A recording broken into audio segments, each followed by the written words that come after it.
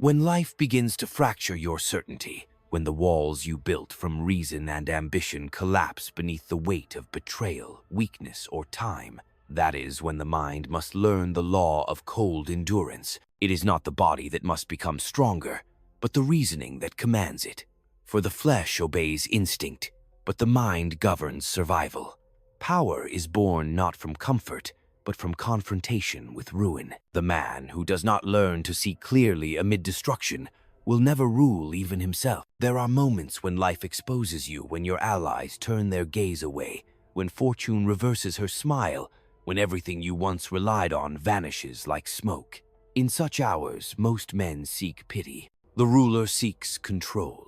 For control, even over despair, is the first act of political mastery. You must understand, suffering is not the enemy of strength, it is its tutor. The world does not destroy you to end you, it destroys you to test whether you can rebuild without illusion. To rule the self is to rule the mind, and the mind is not a garden of virtue, but a fortress surrounded by deception, hunger, and fear. You must build walls of discipline so high that neither praise nor insult can breach them. You must fortify your thoughts as a prince fortifies his city before the storm. For every external defeat begins first in an internal surrender, the quiet moment when one allows self-pity to sit upon the throne. Most people speak of strength as if it were born of passion. They are wrong. True strength is born of detachment, the ability to look upon chaos and say, "This too is part of the design." The strong mind studies misfortune not with despair, but with curiosity. It does not ask, "Why me?" It asks, "What does this reveal about the order of things?" For every pain is an instruction, every betrayal a message, every collapse a map of where the illusion once stood. You will be tempted to curse those who wrong you, to despise those who betrayed your trust. But understand, these enemies are not accidents, they are instruments. The wise ruler does not seek their destruction, he learns their function. For without resistance, power cannot grow. Without deception, the mind cannot sharpen its insight. The one who wishes to rise above the crowd must study his adversaries as a general studies terrain, not to hate it, but to conquer it. Train your mind to stand apart from the noise of pity and praise. The masses are ruled by their emotions. The few who rule them are ruled by clarity.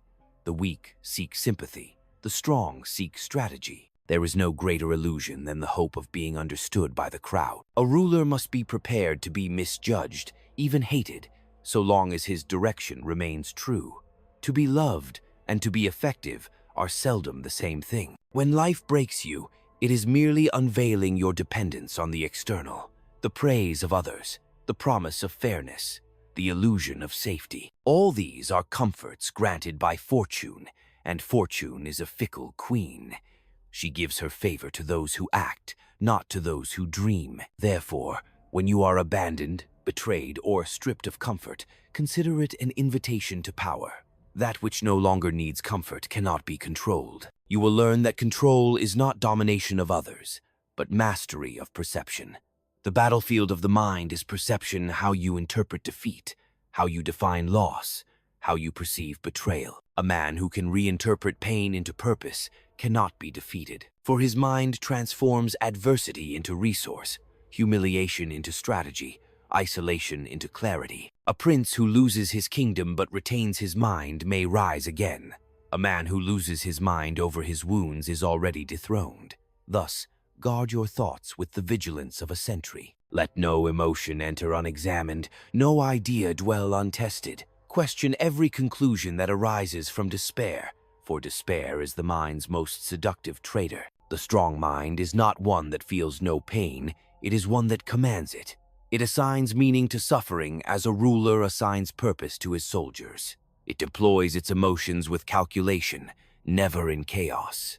For emotion is a weapon. When directed, it can move nations. When undirected, it can destroy empires. Do not seek the approval of those who do not understand your mission. The world admires comfort, not clarity. It follows appearances, not truth. But appearances are the stage upon which truth must perform. Learn to act without attachment to applause. Learn to smile when silence greets your effort. for the highest minds are often met with the coldest receptions. Understand this law. Life will break what is fragile, but it will also forge what is unyielding. The question is whether you are glass or steel. When your plans fall apart, when betrayal burns through your alliances, when loneliness gnaws at your ambition, will you shatter, or will you reshape yourself into something sharper? To train your mind under adversity is to learn the secret of political endurance. That power is not seized once, but maintained daily against the corrosion of weakness. Each morning, you must renew the silent pact between your reason and your purpose. Each night, you must evaluate the integrity of your mind, not your fortune, not your fame, but your control. For even a beggar who masters his thoughts is richer than a king enslaved by them. Be ruthless with your inner world, not cruel, but exacting.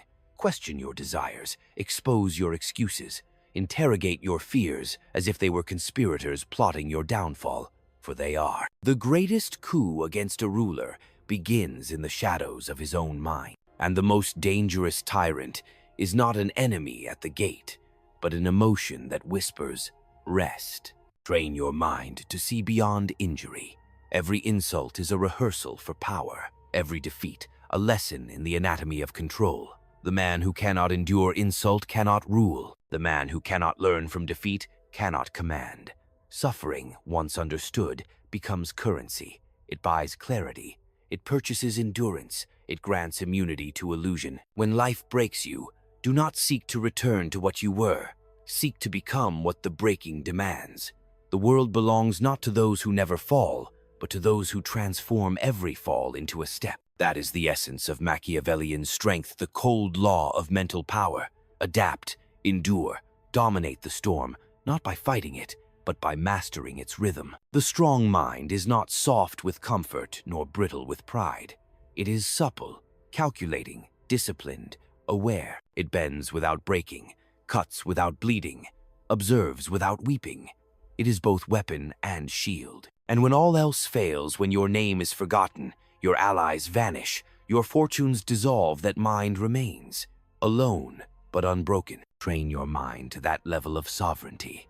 For when life breaks you, it is only testing whether your rule was ever real. The true prince is not the one who commands a kingdom, but the one who commands himself when the kingdom burns. To master yourself when life collapses around you is to practice the rarest form of governance, the dominion of reason over chaos. The world's order does not crumble merely to punish you. It reveals whether your sovereignty is internal or borrowed from circumstance.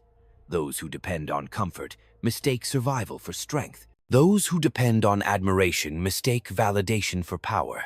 But the true ruler of the mind requires neither. He commands his emotions as a general commands legions, without sentiment, without indulgence, with precise intent. For the mind, untrained in adversity, becomes a court of treason, where fear and weakness conspire to dethrone reason. You must learn to observe yourself as if you were observing another. Do not defend your emotions, dissect them. Do not justify your anger, direct it. For emotion, when left to wander, becomes rebellion. But when disciplined, it becomes a weapon sharper than any sword. Every strong mind has suffered, but not every suffering mind becomes strong. Strength is not granted by pain. It is earned through clarity amid pain. Life breaks most men because they refuse to abandon their illusions. They expect fairness from the ruthless, loyalty from the ambitious, compassion from the self-interested. And when reality exposes its indifference, they crumble under the weight of disappointment. But the Machiavellian mind expects betrayal as the price of participation. It greets deceit not with outrage, but with recognition. To be disillusioned is not to be defeated. It is to finally see the world as it is, stripped of the masks that once deceived you. You must not lament the cruelty of fortune. Fortune is not cruel, she is impartial. She tests all men equally, but only the disciplined mind converts her volatility into advantage. When life turns against you, do not resist blindly. Study the pattern of its blows. Strategy is born from observation. Endurance is born from detachment.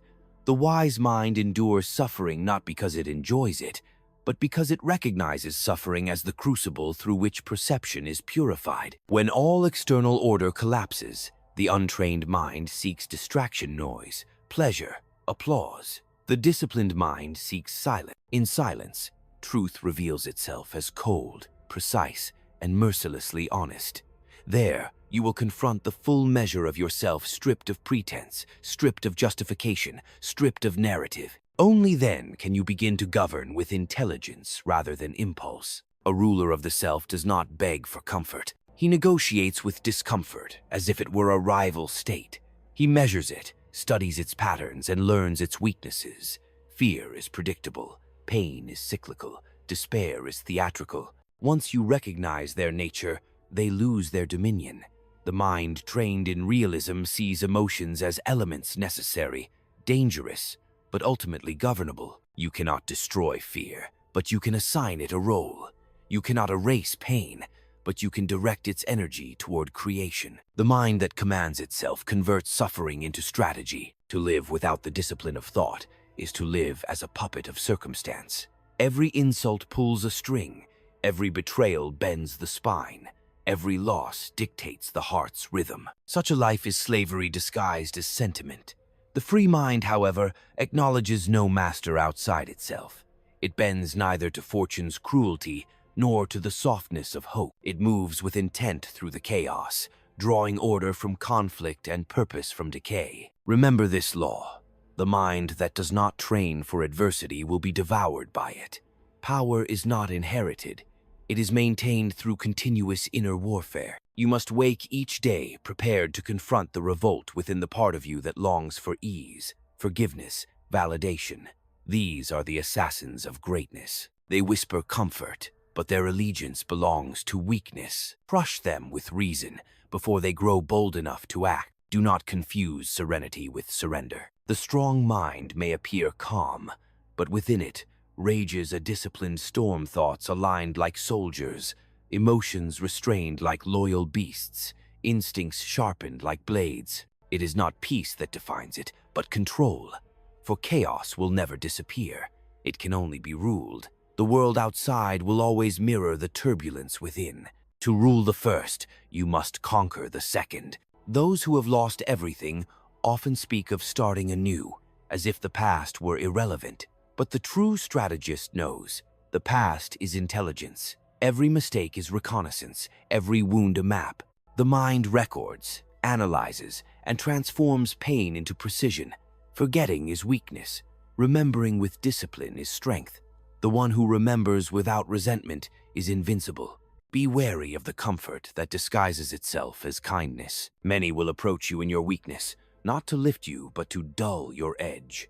Pity is a subtle poison. It teaches dependency disguised as compassion. Accept no pity.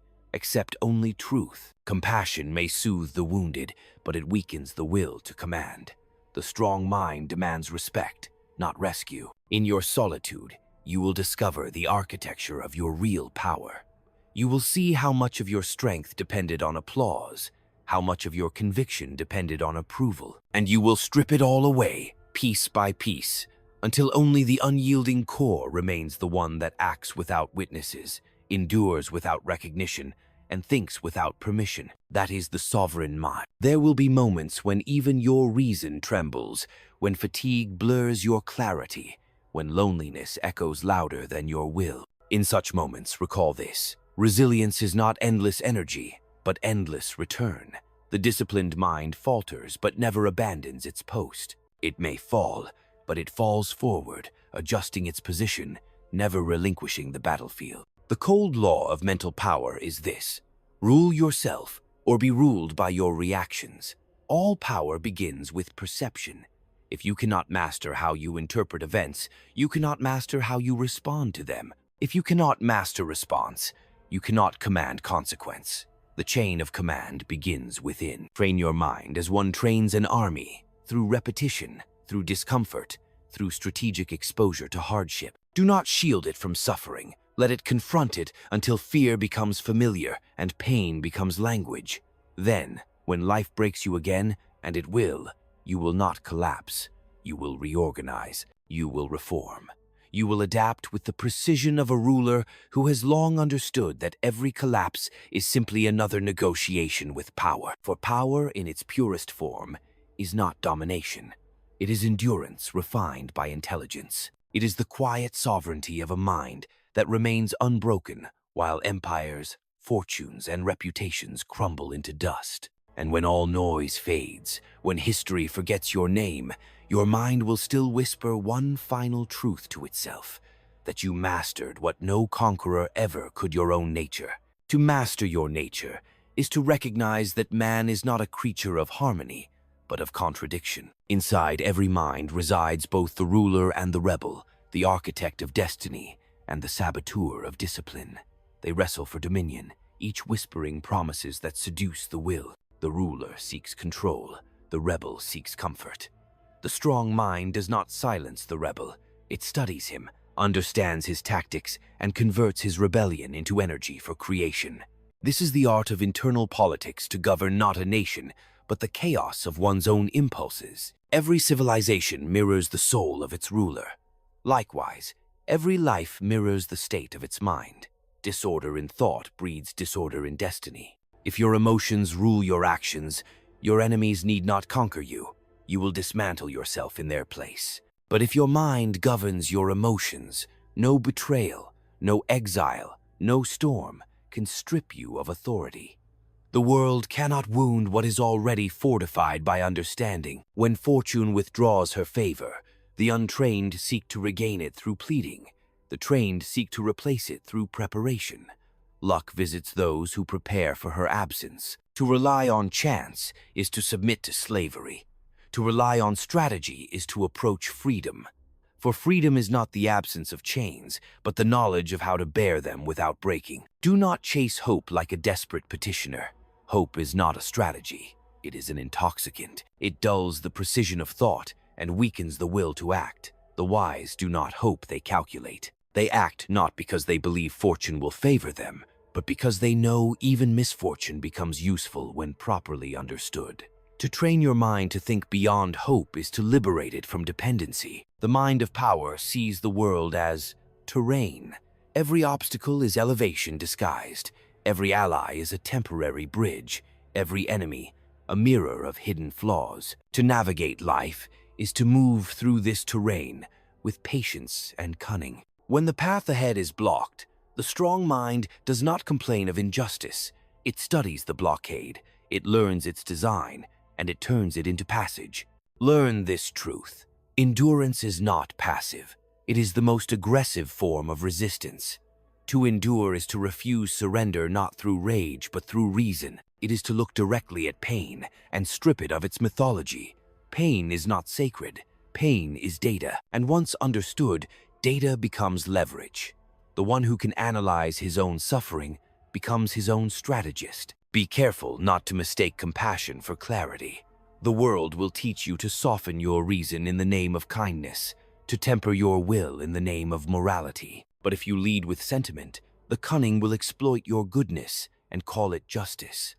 Mercy without discernment breeds ruin. To be strong is not to be cruel, but to be precise, to give mercy where it reinforces order and deny it where it invites chaos. A ruler who fears cruelty more than collapse will lose both mercy and power. Likewise, a man who fears judgment more than stagnation will lose both his dignity and his direction. The world respects resolve, not excuses. To stand firm in the face of opposition is not arrogance. It is the natural expression of a mind that has measured itself against chaos and chosen command over collapse. When betrayal cuts through the fabric of trust, the untrained rush to emotion.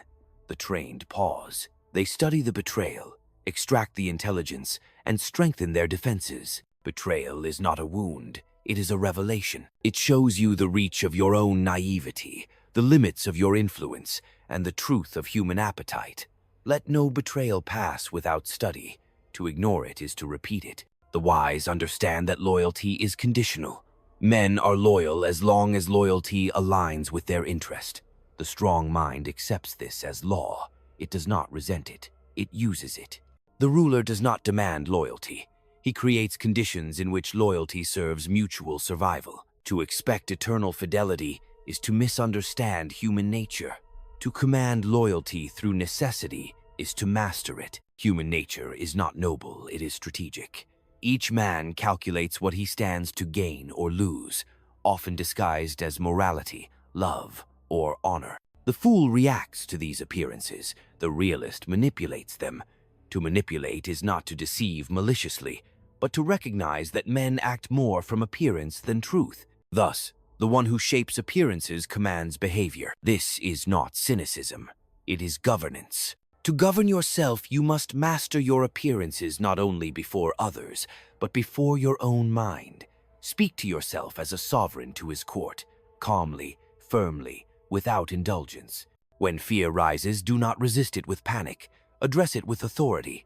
Say to it, "You are known, you are contained." The mind that converses with itself as a ruler does with subjects will never be overthrown by emotion. Power without reflection is noise. Reflection without power is paralysis. The art lies in their union, thought sharp enough to cut, and will steady enough to execute. The strong mind acts, not from impulse, but from design. It observes, measures, delays when necessary, and strikes when effective. Such control appears to the world as calmness, but it is not calmness, it is command. When the world calls you cold, take it as confirmation of your control. Warmth is for the hearth, not for the battlefield. The mind of a ruler must remain above sentiment when decisions bear the weight of consequence. Compassion without power is weakness. Power without compassion is chaos. The ruler's art is to balance them to remain human enough to inspire, but detached enough to decide. Do not waste your suffering. Every humiliation can be transmuted into insight, every rejection into redirection. You must cultivate the mental alchemy that turns defeat into strategy. To suffer and learn nothing is tragedy. To suffer and rise sharper is evolution. Those who master this alchemy become immune to despair, for they have learned to extract strength even from their own ashes. Life will continue to test the architecture of your mind. It will present comfort as corruption, praise as distraction, and success as seduction. Many conquer adversity only to be conquered by ease. The greatest danger is not in failure, but in forgetting vigilance when fortune smiles. For comfort breeds decay faster than misfortune ever could. Therefore, even in victory, remain suspicious of complacency. Celebrate nothing that dulls your edge. Keep your mind austere, your habits disciplined, your intentions sharp. Fortune retreats from those who grow soft under her favor. She admires only the one who continues to prepare in abundance, as if famine were near. Understand that solitude is the crucible of sovereignty. To be alone is not a curse, it is a privilege. In solitude, the voices of others lose their command, and your true reasoning emerges. There you will encounter not the noise of the crowd, but the echo of your own authority. Learn to endure it. For the ruler who fears solitude is already a servant. There will come a day when all that sustained you is gone: allies, fortune, admiration. On that day, you will discover the last bastion of power, your capacity to think clearly while bleeding, when pain no longer distorts your vision, when loss no longer clouds your reason. You will have crossed the threshold of mastery. You will have become not merely a survivor, but an architect of survival. For life's cruelty is impartial, its storms indiscriminate. Yet only those who meet them with discipline gain dominion. The cold law of mental power is not to destroy emotion, but to place it in service of purpose. To feel without being ruled by feeling, to suffer without surrender, to act without apology. This is the art of enduring sovereignty. Train your mind not for comfort, but for clarity. For when the world breaks you, what remains is the truth of what you have built within. And if that foundation is of steel forged by reason, tempered by solitude, and sharpened by necessity, then no empires fall, no betrayal, no death can dethrone you, because your rule, unlike fortune's favor, comes from within. The strength of the mind is tested most brutally, not in moments of war, but in the quiet erosion of time. For battle sharpens men, routine decays them, the slow corrosion of comfort, the subtle softening of will. These are the assassins that conquer without ever raising a blade. Many rulers have perished not in the field, but in the luxury of their palaces. Likewise, many men destroy their resolve not through catastrophe, but through ease disguised as success. Look at the merchant who once clawed his way from nothing. When hunger guided him, his mind was sharp, his judgment exact. But the moment he filled his coffers and lost his vigilance, indulgence entered like a silent thief. He trusted advisors who spoke sweetly. He dismissed small risks, and he mistook peace for safety. When the storm came, as it always does, his wealth could not protect him, for his mind had already surrendered long before the enemy arrived. The man who forgets hunger is already half defeated. Consider the general who once ruled the battlefield with precision. Every move calculated, every risk measured. Yet in victory, he surrounded himself with flatterers. He began to believe his legend more than his discipline. The soldiers who once obeyed his silence began to question his commands. Pride replaced clarity, and a single mistake undone him. Thus, the downfall of great men often begins in the applause of lesser ones. The mind that feeds on flattery starves of truth. In every age, the same principle governs. The stronger your mind, the more subtle your threats become. Fortune tests the untrained with pain. She tests the strong with pleasure. A weak mind collapses under suffering. A disciplined one may survive pain, but must then guard against the slow seduction of comfort. The war never ends. It merely changes its disguise. Power demands a constant reckoning with illusion. Imagine the ruler who inherits a stable kingdom. He mistakes the stillness of the waters for depth, the silence of his people for loyalty. But stability without scrutiny is stagnation. While he celebrates peace, corruption spreads in whispers. When revolt erupts, he calls it betrayal, yet it was simply the harvest of his own blindness. The wise mind does not fear disorder. It fears decay masked as calm. Observe the man of ambition who rises through cunning and resolve. He learns every cruelty of life, every deceit of politics. Yet once he achieves prominence, he seeks to soften his image to appear benevolent, to win affection. But in doing so, he forgets that power does not coexist with vulnerability. It commands respect only through consistency. The man who tries to be both beloved and feared loses both, for affection makes him hesitant, and hesitation is death to authority. Even in the private realm, the same law applies. Consider the lover who gives himself fully to devotion, blind to the shifting nature of desire. His happiness becomes hostage to another's will. When affection fades, he curses betrayal, but he was never betrayed, only revealed.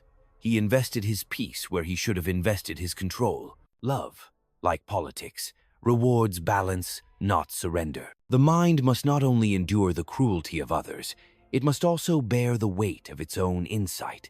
There is a loneliness that comes with clarity, a certain exile from the illusions that once comforted the masses. The one who sees too clearly can no longer believe as others do. He walks among men as if through a theater whose actors still mistake the play for reality.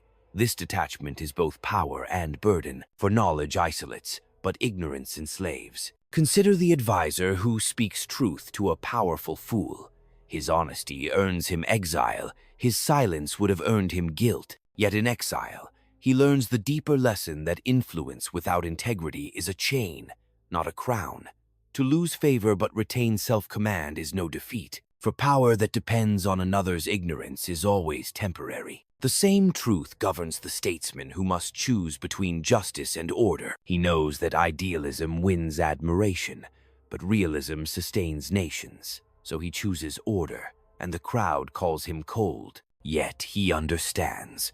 A society ruled by compassion alone collapses under its own softness. The ruler's heart must beat with reason, not sentiment. His duty is not to please, but to preserve. Look at the artist who craves recognition. In his hunger to be adored, he distorts his craft to suit the crowd. The applause feeds him, but it also corrupts him. Over time, he forgets the discipline that birthed his genius. When the applause fades, he no longer knows how to create for truth's sake. Thus, the same law applies when external validation replaces inner purpose. The empire of the mind falls to dust. Examine the reformer who rises against a corrupt system. His cause is pure, but his methods are naive. He assumes that truth alone will move the world. He underestimates the inertia of power, the comfort of lies, and when resistance crushes him, he mistakes his martyrdom for victory. But to die for truth is not enough. One must learn to make truth govern. The strong mind does not only confront corruption, it studies it, infiltrates it, redirects it. You must learn to play both sides of yourself, the idealist who dreams of change and the strategist who ensures survival. One without the other is madness. Idealism without cunning is suicide. Cunning without idealism is emptiness. The art of the strong mind lies in balance to pursue the good, but through the mechanisms of the real. Even failure can be used as leverage. Consider the commander who loses a battle yet transforms defeat into doctrine. He studies every wound until it becomes a weapon. His loss becomes the blueprint for future victory. Thus, to fail intelligently is to conquer twice, once over pride and once over ignorance. The weak see failure as humiliation. The strong see it as intelligence disguised as pain. When betrayal strikes, respond not with vengeance but with structure. Rebuild your defenses, redesign your alliances, rewrite your rules. Revenge exhausts energy, reformation multiplies it. The one who rebuilds after treachery rules longer than the one who retaliates. For vengeance ends with satisfaction, strategy ends with control. There will come a time when your power provokes envy. It will not be open attack that endangers you, but subtle sabotage, the slow erosion of your credibility, the quiet corrosion of your reputation. In such times, do not defend yourself with words. Defense is weakness. Simply continue executing with precision. Time exposes both the liar and the fool. The calm persistence of results silences conspiracies faster than any declaration. Learn from the sea. It does not resist the storm. It absorbs it, transforms it, and remains infinite. So too must the mind. When insult, betrayal, or injustice strike, absorb them without attachment. Let them churn within your depths until they dissolve into clarity. Reaction is for the weak. Transformation is for the strong. Even aging, that final test of endurance, obeys this law. The body decays, the mind must not. The man who laments his lost youth reveals that he lived only through the body, not through the will. But the one who understands that power ages into wisdom, that fire becomes structure, that passion evolves into insight, he remains untouchable. For while youth burns, mastery endures. The world, in its infinite cycle, will continue to destroy and rebuild. Kingdoms fall, names fade, fortunes shift, but the disciplined mind remains the only ungoverned territory. To train it is to prepare for every fall, every betrayal, every resurrection. For when life breaks you, it merely asks one question: did you learn to command your own chaos, or did you let chaos command you? And those who answer with command, those who rise not through rage but through structure, will stand as the last architects when all others crumble. They will walk through ruin without trembling, speak through silence without pleading, and act without hesitation, for their kingdom was never external. It was always within. To train your mind to be strong when life breaks you is to recognize that collapse itself is part of the design. The world was never built to reward permanence. Everything that breathes, rules, or aspires must eventually fracture under the weight of time. What separates the powerful from the powerless is not the absence of pain, but the architecture of their response. The ordinary man resists the fall. The ruler studies it, measures its rhythm, and learns to fall without losing form. Strength of mind begins not in triumph, but in disintegration. When everything dissolves, the mind must become its own foundation. The world outside may turn hostile, indifferent, or silent, but within must stand a law that cannot be revoked, a structure of reason that refuses collapse. To be mentally strong is not to avoid despair. It is to make despair serve function. Every emotion becomes an instrument. Every loss becomes a calculation. The pain that once sought to destroy you becomes conscripted into discipline. The chaos that threatened to overwhelm you becomes your laboratory. You must learn to treat the storm as tutor. The weak cry for shelter. The strong build one within. Mental strength is not armor, it is adaptability. The rigid mind shatters, the flexible one endures. The moment you realize that survival is a form of strategy, endurance becomes not passive, but deliberate. The one who can remain lucid when the world trembles gains a power more profound than influence, the authority of self-command. In the crucible of collapse, there is no luxury of denial. The untrained mind flees into distraction, clinging to fragments of comfort. The trained mind dismantles illusion piece by piece until nothing false remains. It studies pain with the same detachment as a scholar studies law. It does not seek to feel less, it seeks to understand more. In that clarity, emotion loses its tyranny. You cease to drown in suffering and begin to direct it like current through a channel. The essence of this strength lies in constancy of thought. To train your mind is to teach it obedience to reason even when reason yields no reward. Most men think only when they benefit. The strong mind thinks because to stop thinking is to die. Even in ruin, it continues to organize, to structure, to assess. It refuses to be reduced to instinct, and in that refusal lies the seed of resurrection. The world respects visible strength, but the deeper power is invisible, the unshaken logic beneath despair, the calm gaze amid betrayal, the silent refusal to collapse into complaint. For mental sovereignty is not seen in the face, nor heard in the voice. It exists in the unseen choice to remain deliberate when instinct demands surrender. The one who controls his reaction already controls half the world. You will find that the greatest enemy in moments of breaking is not pain, but meaninglessness. When nothing seems to connect, when reason itself appears to mock you, the mind must manufacture order. It must decide that suffering will not remain chaos, that it will become information. To endure intelligently is to extract clarity from the wreckage. It is not hope that saves you, it is interpretation. Mental strength, therefore, is not emotionless. It is strategic emotion. It is the mastery of directing feeling toward endurance. It is the science of channeling turmoil into decision. The strong mind transforms even confusion into motion. It does not need certainty to act, only purpose to orient itself. The weak wait for confidence, the strong act to create it. The disciplined mind regards the world not as enemy, but as proving ground. It interprets every insult as a signal, every loss as a recalibration. It watches its own fear with the curiosity of a ruler inspecting a restless province. This detachment is not coldness, it is precision. For to feel deeply, yet remain unmoved in judgment, is the highest form of power. To train the mind in this way requires repetition. Strength is not granted in moments. It is built in rituals of thought, in the consistent refinement of perspective.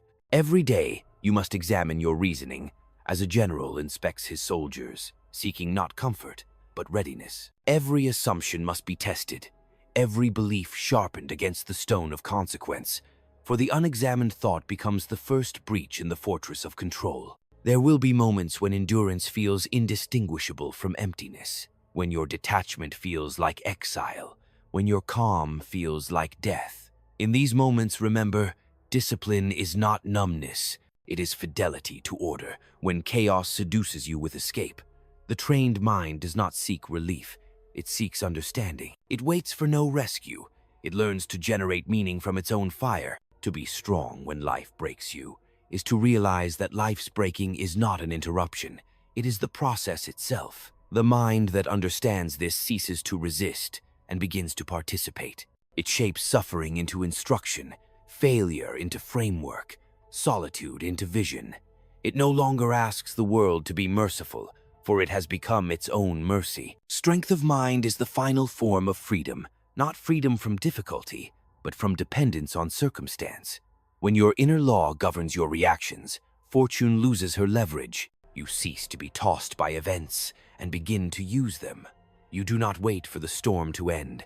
You adjust your sails to its pattern. You cease begging life to be fair, and instead demand of yourself the intelligence to exploit its unfairness. And so, when life breaks you as it must, as it should, do not rebuild what was lost.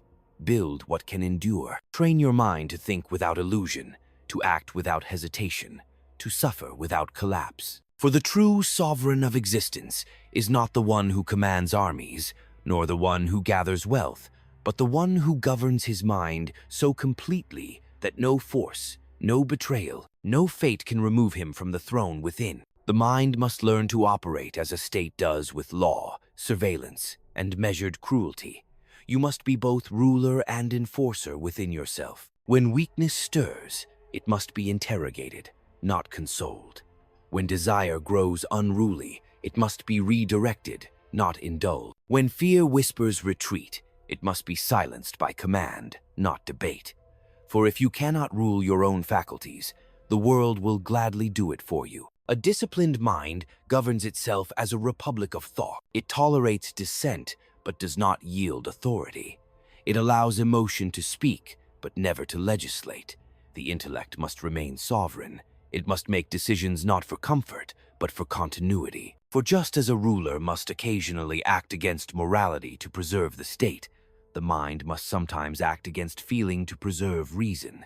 That which is necessary is rarely kind. Fortune favors the mind that adapts its principles to circumstance without abandoning its purpose. Rigidity masquerades as strength, but leads to ruin.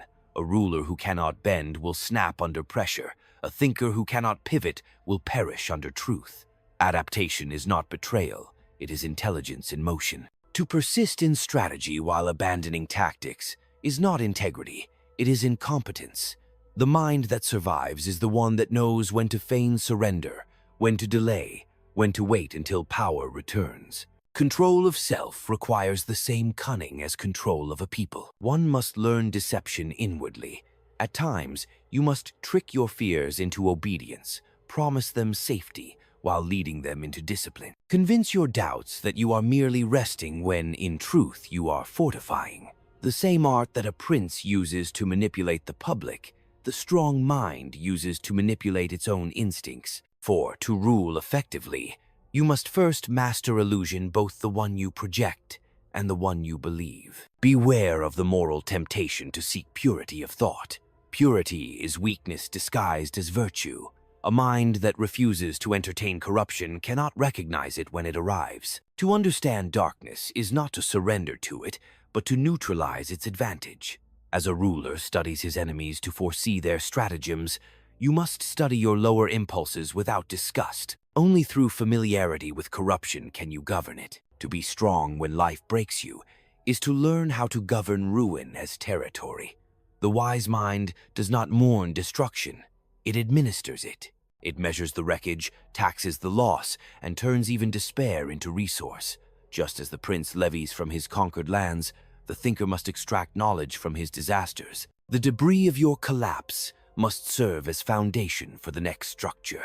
Nothing, not even pain, must go untaxed. A ruler who cannot distinguish between pride and authority will soon fall to vanity. Likewise, a thinker who confuses confidence with clarity will soon be enslaved by his own illusions. Pride resists correction. Clarity invites it.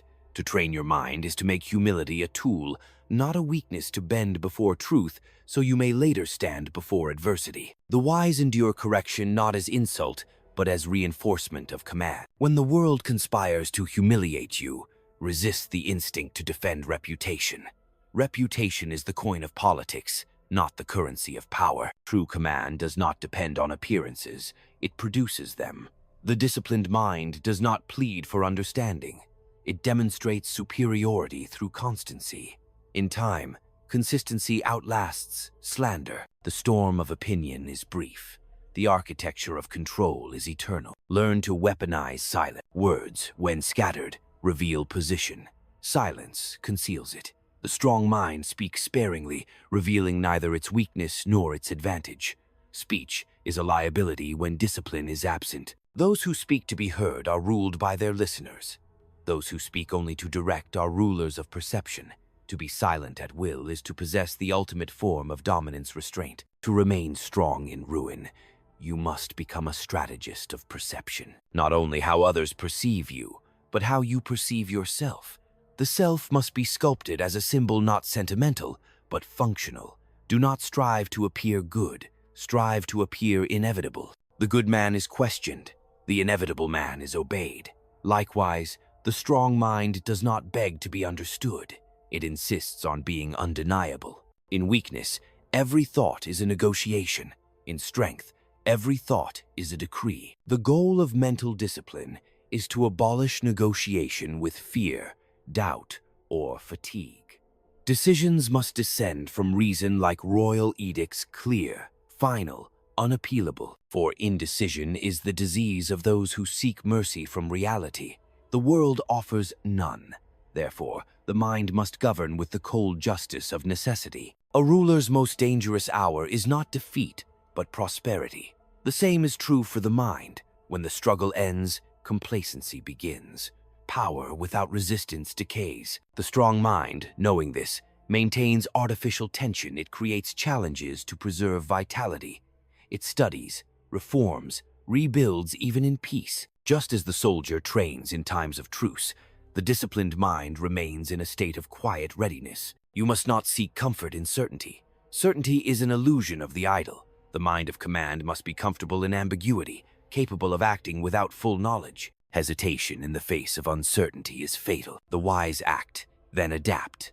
To demand absolute clarity before movement is to yield the initiative to chance. The disciplined mind governs through probabilities, not promises. Finally, understand that strength of mind is not about invulnerability, but endurance of exposure. To be broken and remain deliberate, that is sovereignty. To be betrayed and still choose precision over rage, that is command.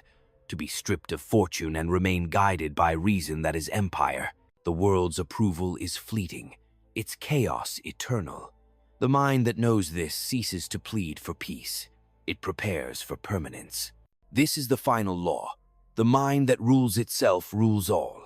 The man who can think clearly in pain, act calmly in peril, and remain still amid collapse becomes untouchable. His authority no longer depends on the shifting politics of the world, but on the constancy of his own reason. And when life breaks him, as it does all men, he will not mourn the fall, he will govern it. To govern your fall is to convert defeat into discipline. When all external control is lost, internal control must expand to fill the void. The ruler who remains composed in the hour of collapse commands not a kingdom, but the laws of existence themselves. For fortune may strip you of status, allies, and wealth, but it cannot touch the will that governs thought. In the silence after ruin, the true hierarchy is revealed. Those who require stability to act, and those who act to create stability. The latter are the architects of fate. You must remember that the world was never designed for your comfort. It was designed for movement of power, of wealth, of purpose. If you wish to stand unmoved, you must become the still axis around which motion turns. This stillness is not passivity, but control refined to invisibility. The greatest rulers, like the strongest minds, exert force without display. Their composure commands more than armies ever could. So when life breaks you, do not rebuild what was. Build what cannot be broken. Construct within yourself a government of thought where reason commands, discipline enforces, and endurance legislates. Let no emotion sit in council without justification, no weakness speak without consequence. For in this structure lies the only unshakable power, the sovereignty of self. And when the world returns, when fortune once again extends her hand, take it without dependence, rule it without arrogance, release it without grief. For you will have mastered what every prince, every soldier, every thinker ultimately seeks: not dominion over others, but dominion over the one realm that endures all ruin, your own mind. There comes a point when every man must face the quiet reckoning of his existence, when all crowns, all banners, all applause dissolve into nothing but the sound of his own thoughts. That moment is the true battlefield. It is not waged in public, nor witnessed by others. It is fought in silence between the mind that endures and the self that pleads for escape. When life breaks you, this is where the fragments fall, not into ruin, but into decision. Will you let the collapse define you, or will you define it? To train your mind to be strong in that hour is to understand that resilience is not a gift of temperament, but a choice repeated under pressure. The weak look to circumstance for permission to continue. The strong act without permission. They do not wait for the storm to calm, they learn to see within the storm. to reason through its blindness, to build strategy even while drowning. They do not pray for clarity, they impose it, and in that act, they transform pain into a form of intelligence. You must not seek to be untouched by life. To be untouched is to remain untested, unformed, unfinished. It is through breaking that the structure of thought is revealed. When your ambition collapses, it exposes your true hunger. When your faith falters, it exposes your true belief.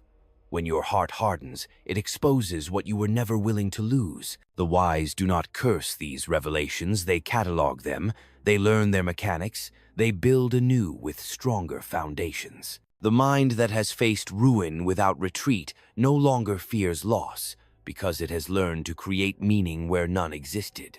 That is true sovereignty, not immunity to suffering, but immunity to despair, for despair is surrender disguised as emotion. The strong mind replaces it with direction. It knows that the world does not owe it gentleness, and therefore it owes the world nothing in return, only precision, purpose, and endurance. Power does not lie in dominance, it lies in composure. To stand upright when everything collapses is to announce silently that nothing external can dictate your order. That is the cold law of mental power, to be as disciplined in defeat as in victory, as controlled in silence as in command. You do not become invincible by avoiding the fall, but by governing it. The fall becomes part of your strategy. Pain becomes infrastructure. Fate becomes instrument. So when life breaks you, and it will remember this, it is not punishment, but initiation. It is the gate through which every ruler of the mind must pass. Step through it without fear. Let the fragments of your former self scatter like dust, and from them assemble a structure not of illusion, but of law. Think clearly, endure precisely, act deliberately, for no empire stands longer than the one built within, and no throne sits higher than the one forged from the ruins of your own collapse.